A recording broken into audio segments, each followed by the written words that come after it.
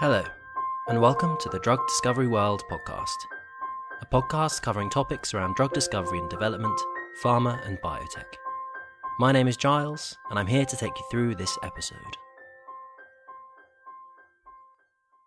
Today's episode is taken from our summer 2018 issue, and is titled Preserving Cell Integrity and Viability to Drive the Discovery of Cell Therapies. The article was written by Mary Kay Bates, who is a senior global cell culture specialist with Thermo Fisher Scientific. So now on to the main article. Preserving Cell Integrity and Viability to Drive the Discovery of Cell Therapies. Cell therapies are poised to play a pivotal role in the development of precision and personalised medicines that will transform healthcare for millions of patients worldwide. Involving the direct use of whole cells or cellular material in patients, cell therapy is an umbrella term for many subdivisions of biological research, encompassing fields such as stem cell therapy, gene therapy, and immunotherapy. These powerful techniques are deeply reliant on high-purity environments for culturing cells. As such, preserving the integrity of sensitive samples is a daily challenge for cell culture laboratories in their search for innovative new therapies. The cells used in transplantation can either be derived from an individual patient, autologous cell therapy, or from another donor, allogeneic cell therapy. Allogeneic methods are more akin to the pharmaceutical model of drug manufacturing, as products can be produced on a larger scale and can be prepared for off-the-shelf distribution, provided the recipients have an immunological profile matching the cells or cell products. For research purposes, autologous cell therapies are often favoured because they do not require immunological matching and are personalised to the patient. One area in which autologous therapies have shown particular potential is in the treatment of cancer. Recent advances in immuno-oncology research, for example, have resulted in a paradigm shift for the treatment of some cancers. Immuno-oncology approaches have been found to be more effective at long-lasting tumour regression than alternatives such as surgery, radiotherapy, chemotherapy, and targeted therapy. Immuno-oncology therapies typically use genetically modified T cells to combat and kill cancerous tissue by identifying the cancer cells as a foreign body in need of attack. T cell therapies based on chimeric antigen receptor, CAR, T cells are widely employed for this purpose, as they have the capacity to proliferate within the patient after infusion and offer sustained functional immunity. This efficacy has been proven in a wide range of cancers and has shown encouraging clinical data from phase 1 trials in solid tumours, such as neuroblastoma. These innovative therapies rely on the use of techniques and technologies that minimise the risk of contamination and achieve the strictly controlled, secure environment necessary for growing healthy, viable cells. This episode discusses the challenges facing cell therapy research and how the latest cell culture technologies are delivering enhanced safety capabilities, improved laboratory performance, and ultimately, optimized cell therapy processes. The modern challenges of cell therapy. While cell therapies show great promise in bringing innovative and much-needed treatments to patients, there are a number of key issues currently limiting their broader adoption. Safety concerns over the administration of live cells to patients, uncertainties over the way in which these therapies should be regulated, unknown downstream effects, and the need for sufficient investment to fully commercialize research are all challenges that must be overcome in order to accelerate further development of cell therapies. Because of the huge potential for variability within treatments, an additional challenge in cell therapy is the need for robust manufacturing processes that consistently deliver safe and effective products. Cell therapy manufacturing processes can range from the simple expansion of autologous cells that will be administered back to patients to the complex genetic manipulation of allogeneic cells that could be stored and banked for the treatment of multiple patients. The regulations surrounding cell therapies must therefore be sufficiently broad to cover this wide range of therapeutic processes, while still safeguarding product safety and quality. From a manufacturing point of view, autologous cell therapies can be more challenging to produce than allogeneic cell therapies, as each dose is a single batch and is derived from a different source. This presents problems for cell culture, as cells from different patients will behave in distinct ways, and source material will contain a variety of cell types with various growth and differentiation capabilities. Additionally, if the cells are stored together, there is an increased risk of contamination across batches. In contrast to autologous cell cultures, allogeneic cell therapy manufacturing processes are less prone to cross-contamination, as they are usually derived from a single large batch. However, other manufacturing challenges remain. Maintaining product consistency throughout the different stages of development is often a difficult task, as there are many variables that can affect cell growth. As such, developers of cell therapy products must consistently monitor their processes and adopt the best cell culture methods to ensure the products are produced with the desired critical quality attributes. Avoiding contamination in cell cultures. Underpinning the major advances in cell therapy research is the need for robust cell culture conditions. Contamination of cell culture experiments is one of the most common problems encountered in laboratories and can have far-reaching consequences. Cell culture processes are highly sensitive to contamination from bacteria, viruses, fungi, and other biological contaminants. For cell therapy development, which demands the highest levels of sample purity, it is vital that contamination is minimized.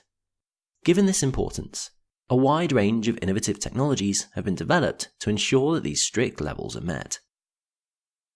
The latest biosafety cabinets, BSCs, for example, offer very robust protection from contamination. BSCs are enclosed, ventilated workspaces that serve to protect laboratory workers and the surrounding environment from pathogens by filtering workspace air to remove harmful bacteria and viruses. Improvements in BSC design mean that cabinet inflow and downflow air velocities can now be monitored in real time and automatically balanced to ensure optimal conditions. Should out-of-spec conditions be reached, alarm signals alert the user to take remedial action.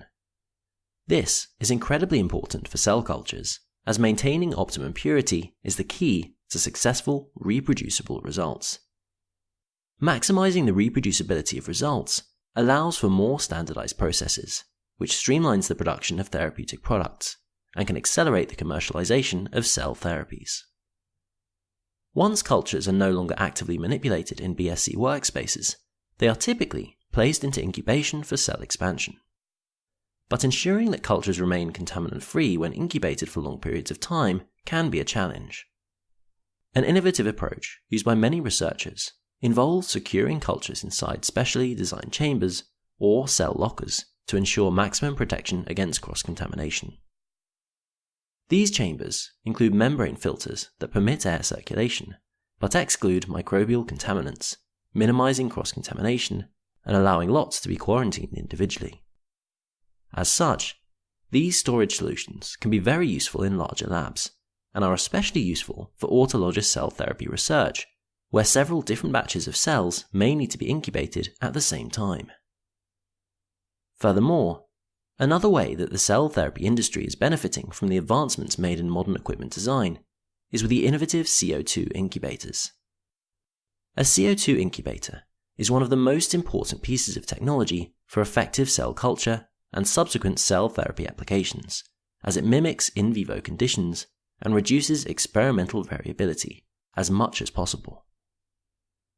The latest incubators now allow adjustments to be made to O2 levels to simulate hypoxic environments and employ proven, on-demand high-temperature sterilization cycles designed to eliminate microbial contaminants and simplify cleaning procedures. On this latter point, modern incubators often now feature a polished stainless steel interior with curved corners for easy cleaning, or, alternatively, systems with surfaces made from pure natural copper, which are also very easy to clean. Moreover, copper surfaces provide a long service life, are safe for cultured cells, and are recyclable, making for a sustainable choice. Available on a few state-of-the-art incubators, high-efficiency particulate air (HEPA) filters ensure airborne particulates are removed and cell cultures are protected. Filter technologies have advanced to such an extent that conditions can be restored to the highest levels of cleanliness within just 5 minutes, following a 30-second incubator door opening. Additionally, features present in the most effective incubators, such as the ability to directly connect external water supplies, allows refilling without opening the chamber, minimizing water-based contaminants. Modern, easy-to-use humidity controls and water level indicators ensure that sample desiccation does not occur. Minimizing cell contamination in these ways can help researchers achieve the highest levels of sample integrity and maximize the reliability of results. These equipment innovations are also allowing researchers to reduce costs and save time by avoiding the need for repeat experiments. This improved efficiency is enabling more in-depth research to be performed, with far-reaching benefits for the entire cell therapy field. Ensuring cell viability. Maintaining cell viability is critical for cell therapy applications, but the complexities of manufacturing can make this a difficult task. The parameters that define cell viability in an experiment can be as diverse as the redox potential of the cell population, the integrity of cell membranes, or the activity of cellular enzymes. However, recent innovations in equipment design are helping to overcome this multifaceted challenge and ensuring greater cell viability. Specially designed cell viability indicators have been developed that can provide a visual readout of cell health using a fluorescence microscope, microplate reader, or flow cytometer. These can be incredibly useful tools for the cell therapy industry, as they reduce the risk of experimental failure and increase the reliability of cell culturing techniques. Maintaining a homogeneous environment is key to the success of cell culture experiments, but a major challenge in the way of achieving consistent cell culture conditions is the so-called edge effect. The edge effect refers to a pair of related problems that affect the consistency of results achieved when using cell culture plates: the differential temperature distribution across the plate and differential evaporation between wells. Temperature gradients across well plates can pose a significant problem when culturing cells. The evaporation of culture media can change the pH and osmolality, affecting cell development and reducing cell viability. Because evaporation effects tend to be greater on the outermost wells of the plate, this effect is not uniform, prompting uneven cell seeding. Traditionally, this problem is typically overcome by leaving the outer 36 wells empty, or by filling them with sterile water. However, while these approaches mitigate the edge effect, they can reduce the size of a typical 96-well plate by more than a third. To combat this problem, plates with a perimeter moat filled with sterile water or agarose have been recently developed. These innovative culture vessel solutions reduce the evaporation and increase cell viability, while providing use of a full-size well plate so that efficiency and productivity are maintained. Elegant solutions to cell viability problems such as these are benefiting the cell therapy industry by increasing throughput without altering workflows. Creating realistic in vivo conditions. The development of effective therapies relies upon consistent cell culture methods and the ability to recreate realistic in vivo conditions. Traditional two-dimensional, 2D, monolayer cell cultures can offer highly reproducible environments that are suitable for applications such as drug screening.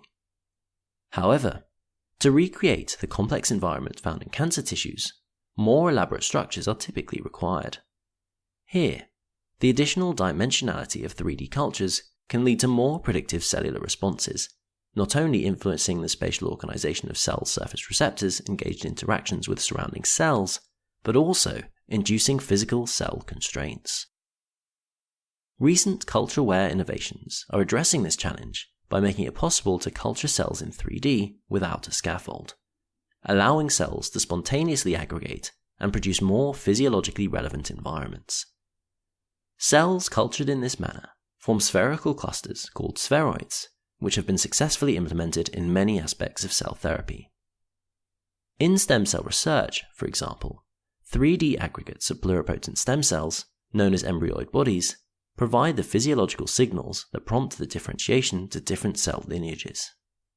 They are therefore highly useful for regenerative medicine applications, as they may be used to repair damaged or diseased tissue, and could also be used for in vitro testing in the pharmaceutical industry or as a model of embryonic development. Spheroids and other such 3D cell cultures provide a much closer representation of an in vivo environment.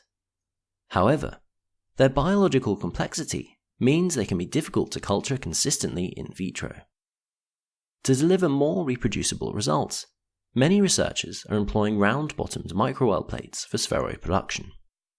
Round-bottomed plates make it possible for cells to aggregate to a much more uniform size and shape than is typically possible using traditional flat-bottomed culture vessels. In addition, the vessel surface can be treated with a low-binding polymer coating, which encourages the cells to bind to each other rather than the surface, minimizing variability and supporting the formation of consistent spheroids. By creating realistic cell culture environments in this way, more reliable results can be achieved, ultimately accelerating the development of safe and effective cell therapies. Maximizing lab space. Ongoing advances in equipment design are not only helping to improve the quality of results, they are increasing productivity too. Thanks to simple design improvements, the latest solutions are helping laboratories operate more efficiently by maximizing the space available for research. Take the design of orbital shakers, for example. These important pieces of equipment are needed to aerate and agitate suspension cell cultures effectively, ensure that oxygen and nutrients are available throughout the mixture, and avoid any cell settlement on the bottom of the flask. Traditional orbital shakers are not robust enough to be used inside a CO2 incubator, since the heat, humidity, and weak carbonic acid atmosphere are very damaging to the electronics. However, recent innovations have led to the development of orbital shakers with magnetic drives to dramatically reduce vibration, and sealed electronics that significantly extend the life of the equipment used in the CO2 incubator. Remote monitoring systems that can be mounted on the incubator door serve to reduce disturbance to cultures and allow at-a-glance observations of settings and conditions.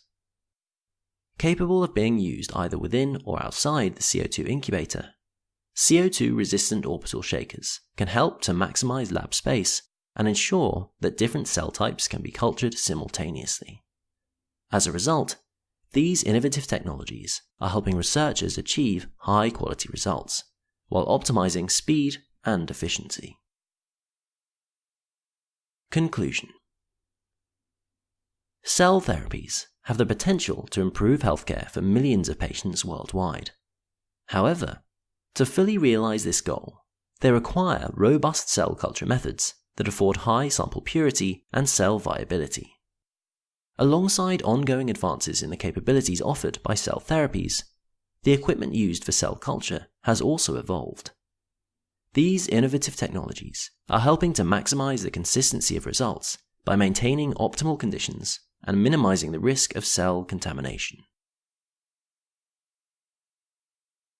This article was written by Mary K. Bates. Mary K. Bates is a senior global cell culture specialist with Thermo Fisher Scientific. Her knowledge is based on 20 years of experience in academic and industrial cell and molecular biology labs, focusing on cancer and gene therapy. Mary Kay holds an MS in microbiology from the University of Wisconsin-Madison. If you've enjoyed this episode, then you can subscribe to Drug Discovery World free of charge by visiting our website at ddw-online.com, where you can also view all of our articles, including references and images, and download the original PDFs. You can find the links in the show notes. If you've enjoyed the podcast, then do leave us a review and subscribe, and you can also follow us on social media on LinkedIn and Twitter. Thank you for listening, and we'll hope to see you in our next episode.